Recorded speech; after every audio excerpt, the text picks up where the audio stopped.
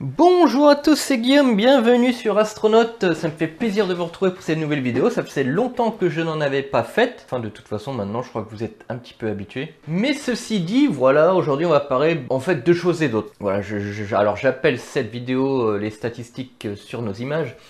On va pas parler que des statistiques, mais on va parler de choses qui nous sont utiles en astrophotographie quand on va utiliser des logiciels. Alors ça se base surtout sur ce qu'on va retrouver sur ordinateur, si vous faites de l'acquisition via ordinateur, ou alors après en statistique en post-traitement ou en traitement. Je ne connais pas assez Lazier pour vous dire si vous avez la possibilité d'avoir ces renseignements directement sur votre tablette. Je vais vous présenter donc ces statistiques sur Prism et PixInsight, à savoir que la majeure partie des logiciels d'acquisition vont vous proposer quand même les mêmes statistiques. C'est ce qu'on retrouve un peu partout. Donc je vous propose voilà une petite panoplie de petites astuces, voilà, de à quoi ça sert, qu'est-ce qu'on va retrouver dans l'entête de nos images. On va voir aussi qu'est-ce que c'est qu'une entête d'image. Tout le monde ne le sait pas, qu'on peut retrouver un tas d'informations dans l'entête de nos images, vous allez voir, c'est très intéressant. On va parler aussi des statistiques assez essentielles, ce sont les statistiques sur nos flats.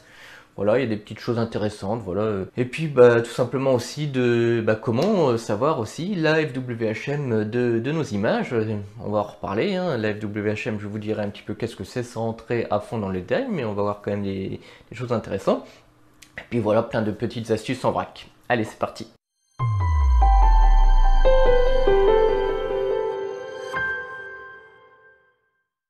Alors, on va parler d'une petite chose qui est intéressante aussi, qu'il faut savoir, c'est-à-dire l'image quand elle va apparaître sur votre écran, que ce soit la tablette ou que ce soit sur votre ordinateur, l'image telle qu'elle apparaît n'est pas ce qu'elle est vraiment.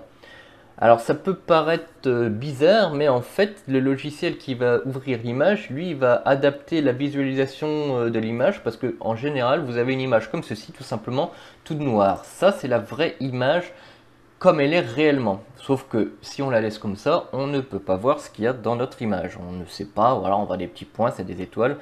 Certes, mais c'est pas très pratique pour voir un petit peu ce qu'on a dans notre image. Donc le logiciel, lui, il va adapter la visualisation qu'il vous propose. Et en fonction des logiciels, les réglages sont un petit peu différents. Donc là, on a une image de base sous PixInsight. Et Prism, lui, quand on va l'ouvrir, donc c'est strictement la même image, eh bien, on va avoir ça. Alors vous allez me dire que soit l'une ou l'autre, c'est complètement dégueulasse. Et vous avez totalement raison. D'un côté, Prism, il nous propose une image complètement saturée, et de l'autre, une image complètement noire. Donc, dans Prism et dans les autres logiciels, ils vont le faire plus ou moins bien, hein. Ils vont adapter ce qu'on appelle l'histogramme juste pour la visualisation. Ils ne touchent pas l'image, ils font juste de la visualisation d'histogramme. Donc sur Prism, on va retrouver un onglet ici, et en fait, on peut venir régler. Donc ils ont des réglages de base hein, qu'on peut enregistrer et modifier. Hein. Dans Prism, on modifie nous-mêmes. Mais il n'est pas assez intelligent, je trouve, pour la visualisation. La visualisation Prism, il n'est pas terrible. Donc on peut venir adapter. Oups. On va revenir. On peut venir adapter notre visualisation nous-mêmes pour avoir quelque chose voilà, d'un petit peu plus cohérent. Voilà, et là on a tout de suite quelque chose de bien mieux. On peut voir qu'on a des étoiles, on peut voir qu'on a une galaxie, vous avez remarqué qu'on a M101 ici.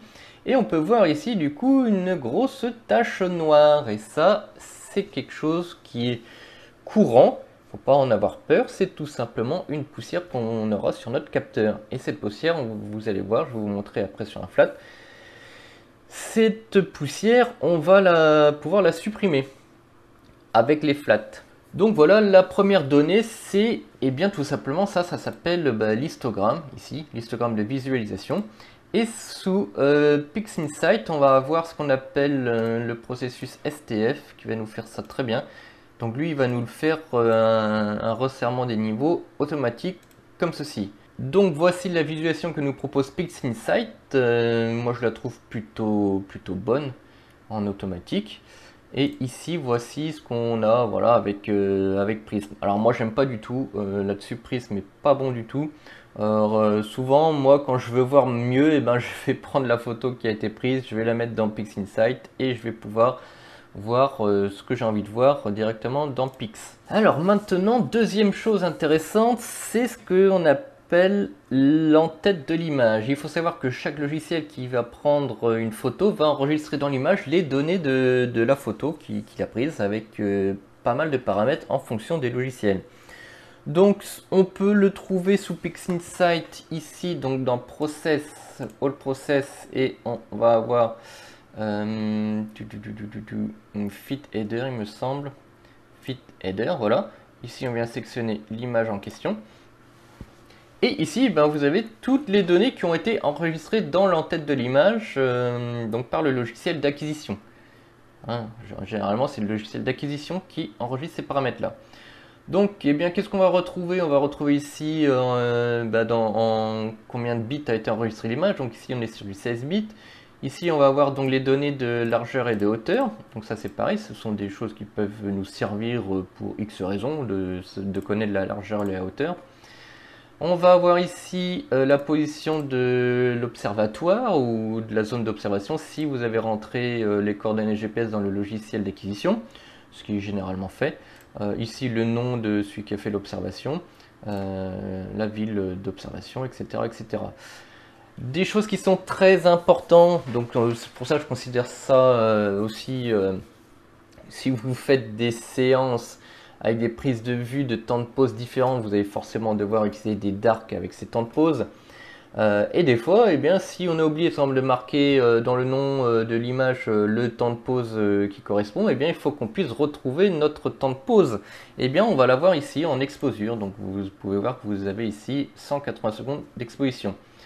Si on a besoin pour diverses raisons de calculer les échantillonnages s'ils ne sont pas faits, eh bien, vous avez ici les tailles des pixels. Voilà, 376 microns, taille de pixels. Voilà, qu'est-ce qu'on va retrouver encore? L'instrument utilisé, le filtre, et puis bon, alors des choses qui sont pas très utiles, à vrai dire, c'est le temps de lecture de l'image. Bon, bah, c'est enregistré, hein. Prism il le fait, ils le font peut-être pas tous, hein. Ici c'est le taux de conversion entre les électrons et le nombre d'ADU qu'on va voir. Alors le nombre d'électrons c'est vraiment combien d'électrons ont été enregistrés par les photosites grâce aux photons qu'ils ont reçus. Et l'ADU ben, c'est sa valeur sur l'écran. Donc ici on va avoir 5 électrons pour une valeur de 1 ADU. Voilà, alors ça c'est des choses, même moi je suis pas très à l'aise là-dedans, je vais éviter de vous en parler, mais ça peut être utile pour d'autres raisons. Important, la focale. Pour une raison aussi, alors ça attention, hein, si c'est mal enregistré dans le logiciel, il va enregistrer la valeur de focale que vous avez enregistré dans le logiciel. On va voir qu'il y a un autre moyen de l'enregistrer correctement. La position de l'objet, deck, RA, etc., etc. Donc vous pouvez voir donc, la température de la CCD, le pied de quel côté il était, la position du point focal, si vous avez un robot focus, il va enregistrer le point focal. Donc vous pouvez voir qu'on peut avoir énormément de détails sur nos photos alors que peut-être que vous ne le saviez pas, mais tout est enregistré dedans et vous pouvez retrouver très facilement les données qui vous sont que vous auriez besoin par exemple pour X raisons. Alors dans Prism on va avoir la même chose, hein. C'est un peu différent. Donc là c'est le logiciel d'acquisition qui a servi à apprendre ça. Donc on va aller dans Image en tête ici, donc c'est dans Fiche édition, on recommence. Édition, information en tête d'image, et là vous avez tout qui est rangé voilà, d'une façon un petit peu différente. Donc vous avez ici la largeur et la hauteur de l'image, son nombre de pixels, son codage 16-8, on retrouve la même chose, hein. Voilà, le jour, le mois, l'heure, etc. etc. Nom usuel du site, alors ça c'est dommage que je ne marque pas, mais on aurait pu marquer M101, il doit y avoir une façon de le faire. Après, données de prise de vue, eh bien, on va voir le télescope. Ici, vous voyez que c'est quand même pas trop mal rangé. Donc vous avez le nom du télescope, G10, la focale qui est à 1000, le diamètre. Et ici, les pixels, savoir s'il y a des miroirs. Voilà, le temps de lecture est ici. Le bin utilisé, voilà, le fenêtrage, le binning ici. La température, la position du point focal. La température, alors ça c'est la température, température de focalisation c'est la température extérieure au moment de la prise de vue, hein.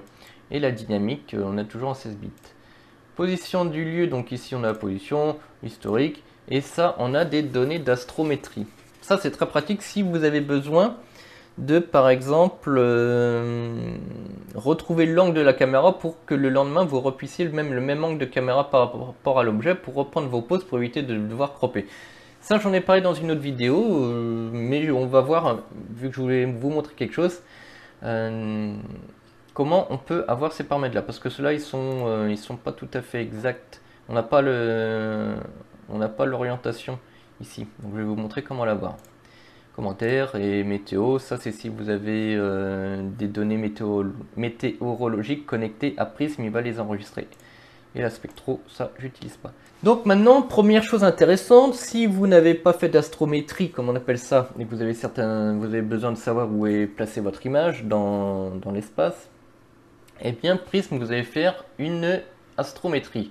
Donc vous allez faire analyse, astrométrie, étalonnage automatique.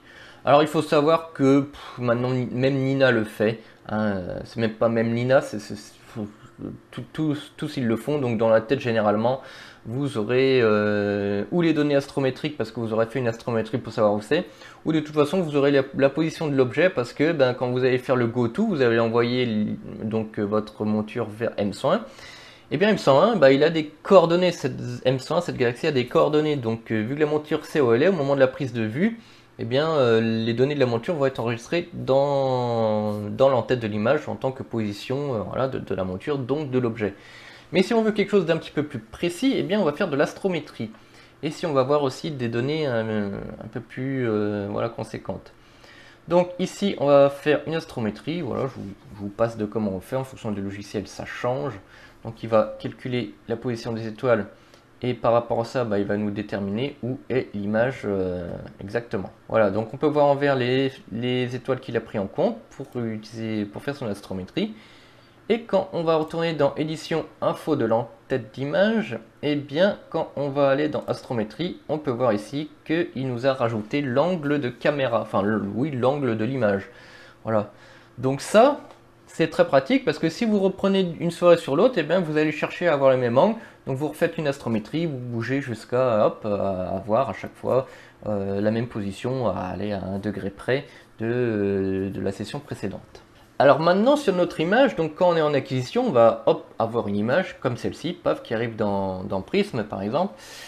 Et on peut avoir certaines statistiques très intéressantes. Donc la première, c'est par exemple le niveau de bruit du fond du ciel. Alors j'ai fait une vidéo sur le bruit, je vous passe tous les détails sur voilà, comment est déterminé le bruit, tout ça. Mais ce qui nous intéresse, par exemple, c'est de savoir si notre fond du ciel est bruité. Donc on va aller dans analyse, on va aller dans statistiques. Alors ça c'est dans Prism, moi je le répète, mais vous allez avoir les mêmes paramètres dans beaucoup de logiciels. Voilà, et ça s'appelle souvent, les valeurs s'appellent exactement les mêmes, hein. Souvent c'est les mêmes valeurs qu'on va retrouver. Donc ici on va aller dans statistiques fenêtrées, donc là on va faire un petit carré. Voilà, et ici on va avoir du coup des tas de données intéressantes. Donc c'est là qu'on peut voir à quel niveau de notre fond de ciel est. Voilà, il ne faut pas qu'il soit trop élevé, ça veut dire que, par exemple, si vous prenez des photos quand la nuit n'est pas bien tombée, et bien ici vous allez avoir des valeurs moyennes de la zone qui sont trop élevées. Alors ici vous avez pu voir que mon image c'est une image 16 bits. Vous avez des caméras qui vont enregistrer en 10 bits, en 14 bits, en 12 bits et en 16 bits. Donc tout dépend vraiment ici de votre caméra. Voilà, il faut savoir que sur une caméra 16 bits, les valeurs vont de 0 pour le tout noir à 65 532 je crois pour par exemple sur le cœur de la galaxie, ça se trouve notre galaxie est cramée, donc la valeur de blanc c'est 65 532. Donc ici, voilà, on a la valeur de notre fond du ciel. Donc, vu qu'on a fait un carré, on a plusieurs pixels dans ce carré, qui ne sont pas tous de la même valeur. Le plus bas, il est à 865 et le pixel le plus haut, il est à 1005. Bien sûr, si vous faites ça, si vous avez un pixel mort dans le carré, vous allez avoir ici un pixel souvent saturé avec la valeur max. Donc on a une moyenne, voilà, donc une médiane, c'est même pas une moyenne. Le minimum est à, oui, le minimum est à 865, le maximum est à 1200, la moyenne est à 1005. Mais ce qui nous intéresse, le niveau de bruit, c'est ça, c'est le bruit RMS. Donc on appelle ça bruit RMS ou le standard déviation. Souvent en anglais, on va le retrouver STD dev. Donc ici, on va avoir 39, 19. C'est relativement faible. Franchement, les nouvelles caméras, elles sont très peu bruitées. Et si vous êtes dans des zones peu polluées où vous utilisez des filtres, ce niveau de RMS là, souvent il va être très bas. Plus il va être haut, plus l'image va être bruitée, plus il va être difficile de les traiter derrière. Pour vous donner une valeur, souvent si vous êtes au-dessus de 100, 10 minutes votre temps de pause, c'est trop, c'est que votre image est déjà trop bruitée. Donc ça, le bruit RMS, c'est le bruit que vous avez sur votre image. Bien sûr, prenez une zone de noir, parce que si vous prenez une zone de blanc, et bien forcément, vous allez avoir un RMS qui va forcément monter en flèche, parce que ben, forcément, vous êtes dans des endroits où il y a du signal. Le bruit, c'est tout simplement du signal parasite. Voilà, donc si vous êtes dans du signal, forcément, ça va pas aller. Donc maintenant, mesdames, mesdemoiselles, messieurs, une donnée que vous cherchez tous à avoir, et ça j'en suis persuadé si vous avez entendu parler, c'est comment définir la qualité de notre image. Est-ce que notre ciel était bon? Est-ce que notre seeing, donc vous avez entendu parler de ce mot, le seeing, la FWHM sur notre image est bonne, si on a des étoiles piquées ou pas? Parce que des fois c'est pas évident en visuel, on ne sait pas au final si notre soirée a été plutôt bonne ou si on était dans une période où le ciel il était mauvais. Donc on cherche souvent à avoir la FWHM sur notre image. Donc pour ça, vous avez plusieurs moyens. Donc déjà, il faut savoir que la WHM, elle se prend grâce aux étoiles. Et grâce aux étoiles, normalement non saturées. Donc si vous prenez une étoile saturée, vous allez avoir des données normalement erronées. C'est pour ça que la FWHM, on va préférer la faire sur des petites étoiles. On va la prendre sur des petites étoiles. Ensuite, la FWHM elle peut être donnée en pixels ou en secondes d'arc. Donc d'une manière générale, on va plutôt préférer les secondes d'arc. C'est plus parlant en ce qui concerne le seeing, le ciel et puis les détails qu'on arrive à voir sur notre image. Donc il faut que dans votre logiciel d'acquisition déjà que tout soit bien enregistré. Donc pour vous donner un exemple, ici vous allez rentrer la focale de votre instrument. Bon, le diamètre il n'est pas pris en compte. Et surtout, il va falloir bien choisir votre caméra d'acquisition. De toute façon, si vous avez mal choisi, ça ne se connectera pas votre logiciel. Mais le fait de faire ça, ça va donner au logiciel la taille des pixels de votre caméra. Donc parce que l'échantillonnage va être calculé en fonction de la focale et de la taille des pixels. Donc ça va vous donner donc un échantillonnage, on appelle ça. L'échantillonnage c'est quoi? C'est un pixel vaut combien de secondes d'arc. Donc du coup, vu qu'on a de base une FWHM en pixels, et si vous avez à côté combien vaut un pixel en secondes d'arc, le logiciel il va facilement calculer le signe en secondes d'arc, la FWHM en secondes d'arc. D'ailleurs, petit aparté, si vous avez rentré 1000 de focale de votre instrument n'est peut-être pas à 1000 de focale. Donc je vais revenir vite fait sur l'astrométrie. Donc vous pouvez voir ici dans l'entête, on revient que la focale de notre instrument est à 1000. Donc ça, c'est ce que vous avez pu voir. Donc bon, là, je suis pas sur mon ordinateur d'acquisition. Donc à la place de 800, j'avais 1000 en fait dans mon logiciel d'acquisition. Donc il a enregistré la focale que moi je lui avais rentrée. Sauf que votre télescope, peut-être qu'avec les allonges, tout ça, le correcteur, vous n'êtes peut-être pas à 1000 de focale exactement. Donc par contre, l'astrométrie va pouvoir vous donner la focale réelle de votre télescope. Donc ça aussi, c'est une donnée qui est très intéressante. Donc je vais vous la montrer. On va refaire une astrométrie. Voilà, et maintenant, normalement, dans l'entête de l'image, on va aller dans l'entête, prise de vue, et bien vous voyez, ma focale est passée de 1000 à 1018.1. Vous voyez à quel point c'est hyper précis l'astrométrie. Là, en fait, ma réelle focale de mon télescope n'est pas à 1000, mais il est à 1018. Donc du coup, il en découle, donc le diamètre est à 250, il en découle un calcul du rapport FD différent. Tout à l'heure, on avait 4, maintenant on a 4.1. Bon. Vous pouvez faire le test, c'est quand même très intéressant de voir réellement si la focale est bien respectée de votre télescope avec votre correcteur, si ça a changé des choses et tout. C'est très intéressant. Donc maintenant, plusieurs moyens de calculer la FWHM sur votre image. C'est par exemple de prendre une dizaine d'étoiles ou même une seule étoile. On va faire le test avec une seule étoile. Donc on va zoomer dans notre image et on va essayer de trouver une étoile voilà, de taille moyenne qui n'est pas saturée. Donc pour savoir si votre étoile est saturée, vous allez faire donc comme tout à l'heure analyse statistique, vous allez faire ici statistique fenêtrée et vous allez faire un carré au-dessus de votre étoile. Et ici vous pouvez voir que l'étoile ici a un maximum de 5056, donc on est loin des 65 532. C'est pour ça qu'il faut savoir que sa caméra sature à telle valeur d'ADU. C'est important. Ça par contre, il faut se renseigner. Si vous avez une 10 bits, une 12 bits, une 14 bits ou une 16 bits, la valeur de saturation ne sera pas la même. Donc très important. Donc on va prendre une étoile du coup non saturée, on va cliquer droit et on va faire centroïde évoluer. Donc on peut voir plusieurs choses ici. On peut voir donc dans ces petits carrés là la forme de l'étoile.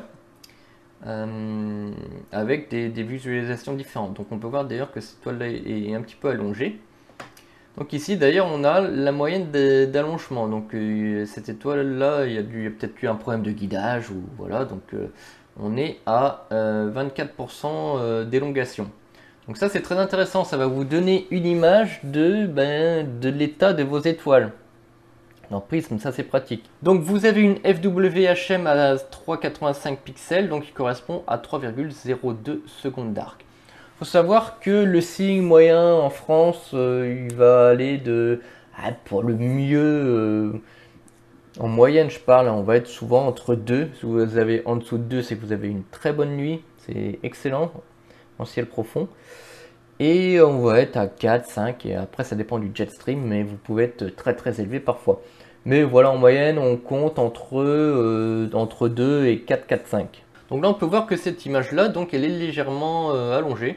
On va en essayer une autre. On va essayer, je sais pas, celle-là. Pour voir la différence. On va en mettre une visualisation plutôt correcte. Voilà. Et on va essayer de prendre la même étoile. Voilà, donc on va être sur celle-là. Voilà, d'ailleurs ça se voit bien, hein. Là bon, là on n'est plus qu'à 6%, ça n'a pas trop bougé. Mais on voit que la FWHM est à 3,78. Et d'ailleurs, alors je peux pas faire de blink, mais on voit quand même que les étoiles sont plus pâteaux sur celle-là. Voilà, donc un bon exemple de la FWHM quand elle se dégrade, parfois ça se voit sur l'image. Alors pourquoi une FWHM peut se dégrader? Eh bien, par exemple, on va avoir un passage nuageux, par exemple, on va avoir une turbulence plus élevée, ou on va avoir un suivi dégradé, parce que faut savoir que ce n'est pas représentatif du ciel, cette FWHM, ce signe, on ne peut pas appeler ça du signe, parce que en fait, l'image va prendre en compte aussi tous les défauts optiques, tous les défauts de suivi dans ce truc. Par exemple, si vous avez une mise au point décalée, ça va se ressentir sur la FWHM de votre image. Mais ça ne veut pas dire que votre ciel était mauvais, ça veut dire que votre mise au point n'était pas bonne. Donc là, peut-être que la mise au point s'était un petit peu décalée. Voilà. Bon, par contre, on voit que le suivi était bien meilleur. On avait une élongation beaucoup plus faible. Il faut savoir que ça aussi, ça peut être l'image d'une bonne collimation.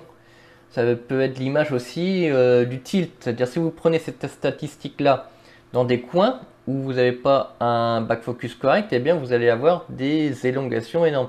Si ça ne se voit pas à l'œil nu, eh bien vous pouvez le voir ici. Il faut savoir que 6% d'élongation, c'est très peu. Voilà, on va considérer que ça commence à vraiment se voir à partir de 15%. Voilà, si vous êtes au-dessus de 15%, bon, ça ne veut pas dire que c'est mauvais, hein. Les images, vous les jetez pas à la poubelle nécessairement. Mais voilà, ça va commencer à se voir, hein. Et au-dessus de 20, là, ça commence à faire beaucoup. Voilà, pour vous donner à la fois des données concrètes par rapport aux données qu'on peut avoir en statistique. C'est pour ça aussi que c'est important d'avoir cette base, c'est-à-dire vous pouvez avoir toutes les statistiques du monde, si vous n'êtes pas capable de les décrypter, ça ne sert à rien. Donc c'est pour ça que je fais aussi cette vidéo, c'est pour vous montrer des exemples concrets sur mes images. Voilà, après, une FWHM à 3.8, c'est je garde ou pas, on verra tout à l'heure. Donc ça, on peut voir que c'est des statistiques sur une étoile sélectionnée, mais Prism il nous permet de prendre plusieurs étoiles en même temps pour faire voilà, une petite moyenne. Voilà. Alors le mieux c'est de prendre au centre plutôt que sur les côtés. Comme je vous l'ai dit, si vous avez un problème de back focus, bah, ce ne sera pas représentatif non plus. Donc vous pouvez faire une netteté stellaire et vous pouvez faire la zone centrale ici. Voilà, donc on peut voir ici qu'il y a une FWHM moyenne à 4,91. Donc on voit que les images sont pato, sont dégueulasses. Donc cette image là par exemple, il y a peut-être un défaut de comment? Il y a peut-être eu un défaut au niveau du ciel. Il y a peut-être eu voilà, un nuage qui est passé, etc., etc. Donc une élongation moyenne de 12,8. Bon, voilà, c'est autour de 10. Ça, c'est pas, je trouve pas ça dramatique. On va essayer sur celle-là. Voilà, donc là, on a une élongation plus élevée qui se voit. Hein, sur l'autre, ça ne se voyait pas trop. Hein, mais là, on arrive déjà autour de 20% d'élongation. Bon, on a un signe calculé un peu meilleur. Hein, on voit que c'est, même si c'est un petit peu allongé, eh bien, on a quand même des étoiles plus fines. Voilà. Bon, ici, les angles, c'est les angles de déformation. Hein. On voit que la déformation est dans ce sens. Hein. D'ailleurs, ça peut nous donner une idée du problème de suivi si c'était en déclinaison, en association droite, bref. Alors, pour continuer un petit peu dans les statistiques de FWHM, parce que bon, une grosse partie de la vidéo, c'est ça quand même, hein, faut pas se le cacher. Eh bien, c'est dans PixInsight. Donc, ce qui est intéressant de savoir, c'est comment a évolué notre soirée d'observation. Donc, à savoir, voilà, si le ciel il s'est amélioré, et puis on peut détecter des choses qui sont très intéressantes, parce qu'on va avoir des courbes dans PixInsight, des courbes qui vont nous donner donc la FWHM, comment elle évolue dans la soirée, et on peut voir très régulièrement que si vous faites votre mise au point régulière, et bien vous allez avoir un pic de FWHM, paf, qui va redescendre à chaque fois que vous allez faire une mise au point. Tout simplement parce que la mise au point va bouger au fur et à mesure de la soirée et de la température. Une fois que la température est à peu près stabilisée au niveau du télescope et au niveau de la soirée, eh bien ça va avoir tendance à moins bouger et ça ne bougera que si vraiment vous avez le ciel qui se dégrade avec des passages nuageux, etc., etc. Donc je vais vous montrer comment avoir ces données sous PixInsight. Donc vous allez aller dans Process, vous allez aller dans Zoom Frame Selector. Voilà, donc vous allez avoir plein de panneaux. Et il y a des choses qui sont importantes à renseigner. C'est ici le Subframe Scroll. Donc ici, on peut voir le caméra gain, c'était à 5. C'est la donnée qu'on avait dans PixInsight, 5 électrons par ADU. Donc ici, c'est pas très nécessaire ça, hein, voilà, mais voilà, et on peut donner ici la caméra, justement comme je vous l'ai dit. Donc ça c'est pas 65 532, c'est 65 535 la valeur de saturation. Donc ici, il faut calculer son échantillonnage. Donc l'échantillonnage, vous avez une formule qui est donnée. Donc je vous l'ai déjà donné dans le calcul d'échantillonnage sur l'une de mes précédentes vidéos. Donc ça, il faut le renseigner. Donc dans mon cas, et là je reviens sur l'astrométrie encore de tout à l'heure, on a pu voir que la focale réelle de mon télescope, de mon système, était de 1014 ou 1016. Donc vous pouvez rectifier ce paramètre là. Si vous avez utilisé 1000 d'habitude, vous pouvez voir qu'en fait vous n'êtes pas vraiment à 1000, vous êtes à 1000, je crois 1016. Donc on va prendre 1016. On va le calculer tout de suite. Donc on va faire 206 fois 1000 pardon, la taille des pixels c'est 376 je crois, divisé par la focale qui est à 1016. Donc on a un échantillonnage à 0,76. Alors il faut savoir que c'est un échantillonnage très bas. Hein, je vous déconseille d'aller à des échantillonnages aussi bas. Le mieux c'est de rester autour de 1. Bon, des fois, comme je le dis, on n'a pas le choix. Je veux dire, les caméras actuelles, ils ont des petits pixels. On ne trouve plus des des caméras qui ont des gros pixels. Donc après, là, il y a la possibilité de shooter en bin 2. Voilà, je passe aussi sur ce que c'est un regroupement voilà, des pixels pour simuler un pixel plus gros, tout en diminuant la taille par deux la résolution. Mais bon voilà, je passe. Donc là, on va partir sur 0,76. Donc on retourne ici sur PixInsight, on va rentrer 0.76. On va venir sélectionner toutes les images de notre soirée. Et il n'y a plus qu'à lancer l'affaire. Donc je laisse travailler et je vous reprends juste après. Alors voici ce que nous donne PixInsight, donc quand il a fini de travailler sur les 120 images. Alors les images que j'ai mis, c'est toutes les brutes que j'ai faites, c'est-à-dire souvent en début de soirée et en fin de nuit où le jour commence à se lever, on va avoir une dégradation, donc je vais en supprimer un bon paquet à la fin. Donc on peut voir ici que la meilleure des images c'était l'index numéro 6, donc l'image numéro 6, ici, donc c'est la L009, voilà. Donc elle a une FWHM calculée à 2,7. Ensuite, le graphe qui peut nous intéresser aussi, c'est ce graphe ici. Donc alors on peut sélectionner ici qu'est-ce qu'on veut voir dedans, hein. Donc ça c'est la courbe en bleu, ça c'est la courbe en gris.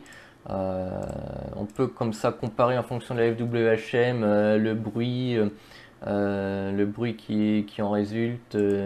Voilà quoi. On peut faire plein de choses en statistique. Moi j'en utilise très peu, hein. Ça j'utilise pour surtout trier mes photos et sélectionner donc sélectionner la meilleure de mes images pour l'alignement de mes images. Mais voilà, sinon, hormis ce que je vous ai déjà présenté avant, je n'utilise pas grand chose d'autre. Donc ici on peut voir l'évolution de notre FWHM en fonction de la nuit. On peut voir que ça a été beaucoup plus stable voilà, au milieu de la nuit. Il faut savoir que moi je refais mes mises au point toutes les heures. Sauf au début de la soirée, tant que je suis là, je vais la refaire très souvent. Et je pense que c'est ce qu'on voit ici à chaque fois. Voilà, tant que je suis présent, et arrivé vers 2 heures du matin, j'arrête et après ça reprend toutes les heures. Et après on voit ici qu'il y a une stabilité voilà, un peu meilleure. Donc moi concrètement quand je vais sélectionner mes images, je vais prendre dans une marge en général, sauf si j'ai des images qui sont extrêmement bonnes et que voilà tout le reste de la soirée c'était moins bon. Donc là on peut voir là c'était extrêmement bon. Bah en fait je prends la moyenne ici et puis je fais souvent voilà, je vais prendre ce qui est dans le gris. Voilà. Donc ce qui est au-dessus, je vais supprimer. Donc ici, c'est la 34. Ce serait bien qu'on retrouve la 10 par exemple pour voir. La L10. 10 c'est là. Donc la 10 et là une FWHM à 2,9.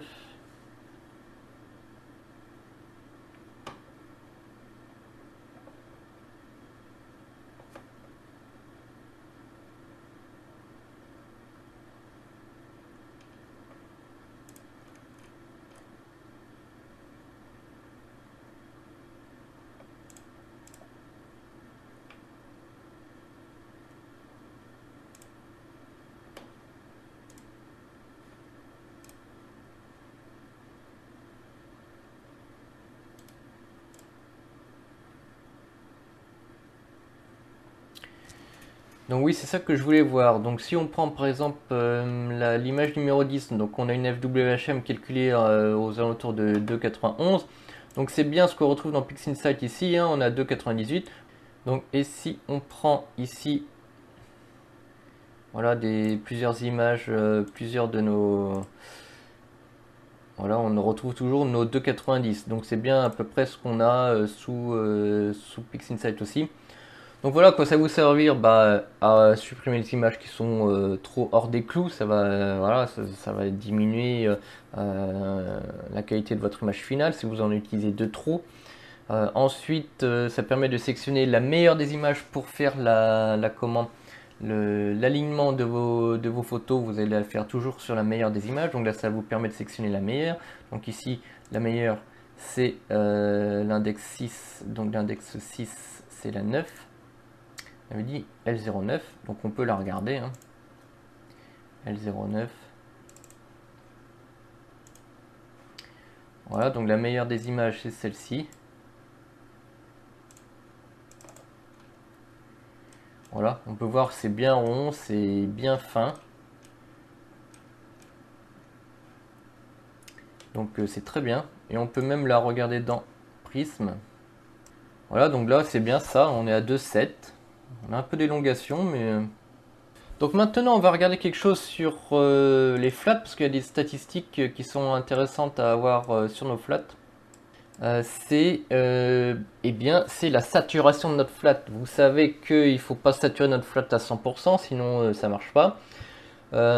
Et il faut être souvent, on dit souvent 75% de l'histogramme, blablabla. Bla.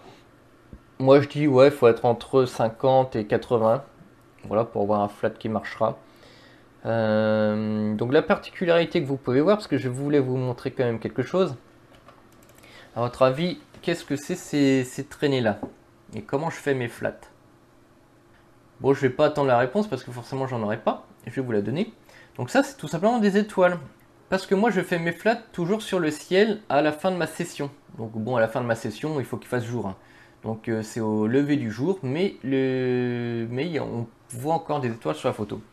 Sauf que on va pas mettre des étoiles dans un flat. Vous allez me dire, mais t'es malade, les étoiles sur un flat?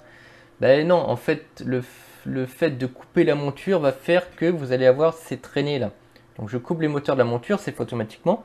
Je fais mes flats, donc rien qu'avec le temps de pause à 1000 de focale, ben, en fait ça crée des traînées. Et ces traînées là vont être différentes d'une photo à l'autre, forcément, parce que je vais en faire 20. Donc quand je vais faire l'intégration de mes images flat, il va faire la réjection de ces pixels déviants.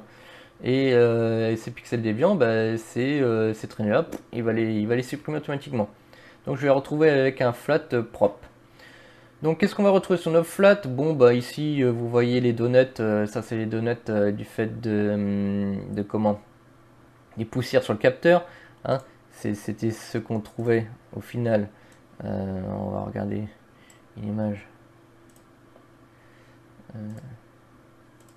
Voilà, on le retrouve ici en fait, hein, le donut qui est là, on le retrouve ici. Donc ça va supprimer les donuts partout. Sauf que bon, c'est quand même intéressant de savoir si notre flat il est bien fait au moment de les faire. Donc moi j'ai une petite astuce dans... Alors, première astuce facile, histogramme. Donc si vous avez un APN, hein, vous cliquez, vous pouvez voir l'histogramme dans l'appareil photo numérique. Sinon le logiciel d'acquisition, vous pouvez voir les histogrammes. Sinon, ici dans Prism, vous pouvez utiliser tout simplement histogramme transform. Vous sélectionnez l'image que vous voulez avoir l'histogramme et vous avez l'histogramme ici. Donc on peut voir que on doit être à 80% en pic ici ou 75%. Donc ici et puis pas aller jusqu'à fond ici. Donc on voit bien que mon flat il est extrêmement bien calibré. Quand vous faites l'acquisition, donc je vais connecter une caméra de simulation. Donc là on est vraiment sur une simulation, hein, voilà. Donc c'est une fausse caméra, il va pas me faire un flat mais il va me faire une fausse image avec des fausses informations. Donc on va démarrer une pause, donc là vous mettez un temps de pause, vous faites ça avec votre bloc à flat ou sur le ciel. Paf, vous avez une image ici. Donc ici vous allez avoir donc un niveau de saturation qui correspond au niveau moyen de saturation de l'image. Donc vous pouvez vous fier à ça si c'est bien réglé, parce que attention, si ça c'est mal réglé, par rapport justement à ce que je vous disais, par rapport au nombre de bits de votre capteur, si c'est un 16 bits, la valeur de saturation c'est 65 532. Sauf que une 10 bits ou une 12 bits, je sais plus, c'est 4000. Donc en fait, 4000 sur un 16 bits, ça arriverait à quelques pourcents ici. Mais en fait, si vous ne changez pas ce paramètre là, ici vous allez être à 15%, mais en fait vous êtes saturé. Donc voilà, là, Prism il est de base programmé pour des caméras 16 bits dernière génération, ou même les anciennes générations CCD c'était du 16 bits. Hein. Donc c'est important. Donc, mais bon, ça c'est pour l'aparté, voilà, c'est autre chose. Hein. De toute façon, vous avez toujours ce que je vous ai montré, l'histogramme est très parlant. Mais ici, si tout est bien programmé, comme moi sur mon prisme, et bien ici vous avez le niveau de saturation. Donc vous pouvez vous fier à ça, vous faites des tests, pause d'une seconde, vous regardez, à 76%, c'est pas mal. Et du coup, je lance une séquence d'acquisition de flats, et puis il va me faire des flats à 75%. Alors dans PixInsight, on va avoir aussi des statistiques globales. Donc vous pouvez aller par exemple ici dans Process, All Process, vous allez aller dans Statistiques. Vous allez sélectionner votre image, donc là on est sur la 09. Ici l'avantage c'est que vous pouvez sélectionner à combien de bits est votre caméra. Donc ça va changer les paramètres automatiquement. C'est pas comme Prism où il faut aller dans d'autres trucs pour déterminer et dire que c'est une caméra qui n'est pas une 16 bits. Donc ici on va avoir le standard déviation, l'average déviation. Voilà, c'est des choses intéressantes. Sauf que là on va avoir des statistiques globales sur toute l'image. Donc c'est pas super. Donc on peut voir que le point maximal est à 65 535. Donc il y a un point qui est saturé. Donc ça c'est les étoiles souvent. Le minimum est à 1544.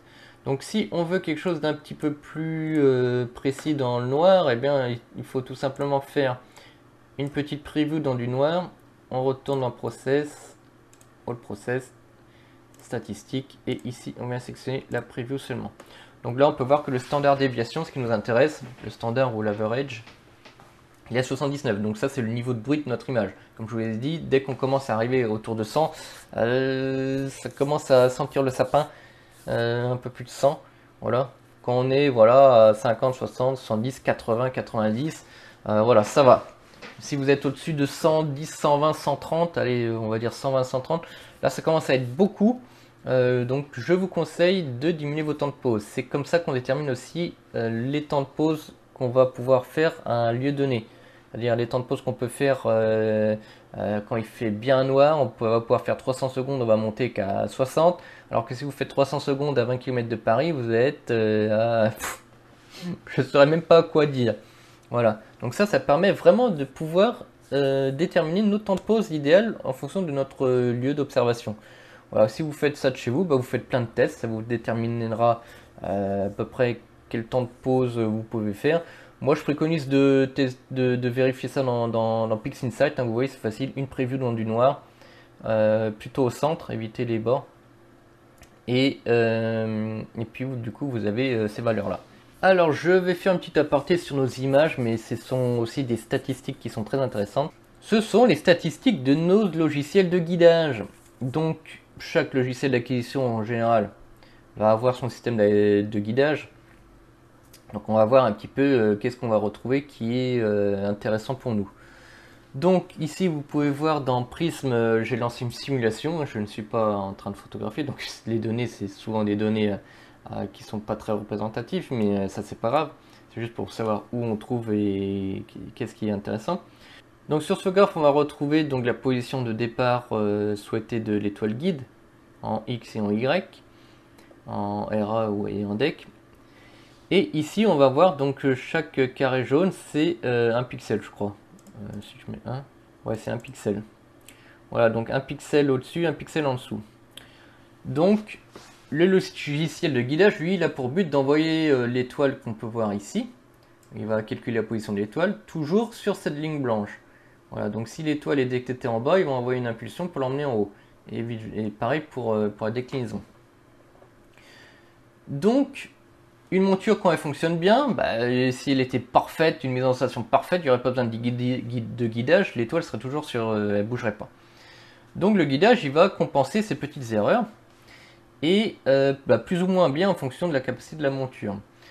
Donc le problème, c'est que il faut que la monture puisse compenser assez bien pour que ça ne se voie pas sur notre image. Et ça dépend de l'échantillonnage. C'est pour ça que quand on a des échantillonnages trop bas, et bien en fait le moindre problème de suivi de guidage ou voilà de problème, ça va vite se voir sur nos photos. Donc il faut avoir des guidages, voilà 0,76, il faut un guidage parfait. Ce qui est d'ailleurs pas toujours le cas pour moi. Hein, et puis ça peut dépendre aussi de plein d'autres facteurs. Si on marche à côté, par exemple, des fois ça va faire des petites vibrations, ça va être foutu. Donc il faudrait savoir, parce que là on a un décalage d'un pixel, mais on ne sait pas si on est dans les clous par rapport à notre échantillonnage qu'on a calculé tout à l'heure pour mon système de 0,76. Donc on va aller ici dans calcul, et pendant la pause, pendant le temps de pause, ici je vais lancer une pause de 300 secondes, et bien le logiciel il va calculer l'erreur moyen de suivi donc du guidage. Donc ici, bon, on est complètement hors des clous, on est à 2,18 secondes d'arc. On devrait être autour de, voilà, en dessous 1. Donc voilà, à 0,8, on serait bien, 0,9 encore, voilà. Et pour être au top, il faudrait limite être en dessous l'échantillonnage de notre imageur principal, qui est 0,76. Donc il faudrait être à 0,5, 0,6. Ça c'est difficile quand même, hein, je vous l'avouerai. Surtout sur des gros tubes comme le mien, le Newton qui a l'équilibrage est très difficile. Je suis pas souvent, je suis à 1, 0. Allez, des fois j'ai très bon guidage à 0,5, 0,6, ça dépend aussi de la météo. Mais des fois au retournement ça va commencer à être beaucoup moins bon. Donc là on peut voir déjà qu'à 2 on est très loin de ce qu'il faudrait, mais je vous le répète, c'est une simulation. Donc ça vous allez l'avoir dans tous les logiciels de guidage, c'est le calcul du suivi, hein, donc souvent le logiciel ça va être PhD Guiding, vous l'avez, hein, en bas avec le RMS là, vous l'avez, vous regardez ça. Il faut bien entendu que dans le logiciel vous ayez bien rentré votre focale, c'est indispensable. Souvent les tailles des pixels sont données par la caméra elle-même quand elle est connectée. Si c'est pas le cas, vous le rentrez aussi dans le logiciel. Et vous avez tous ces paramètres là qui vous seront donnés correctement. Parce que c'est toujours bien de les avoir, mais s'ils ne sont pas calculés correctement, ça sert à rien. Bon voilà, cette vidéo arrive à sa fin. C'était une petite vidéo que j'avais envie de faire, voilà, tranquillement, pour vous parler de choses et d'autres, et surtout des statistiques, voilà, qu'on peut retrouver, des caractéristiques et des éléments qui sont intéressants à avoir quand on fait de l'astrophotographie, et surtout comment les avoir et comment interpréter ce qui est intéressant. Donc j'espère qu'elle vous aura plu. N'oubliez pas le magasin Univers-Astro. Si vous avez besoin de matériel, n'hésitez pas à me contacter. Ça me fait toujours plaisir de vous aider. Et moi je vous souhaite à toutes et tous un bon ciel et forcément à bientôt sur Astronaute.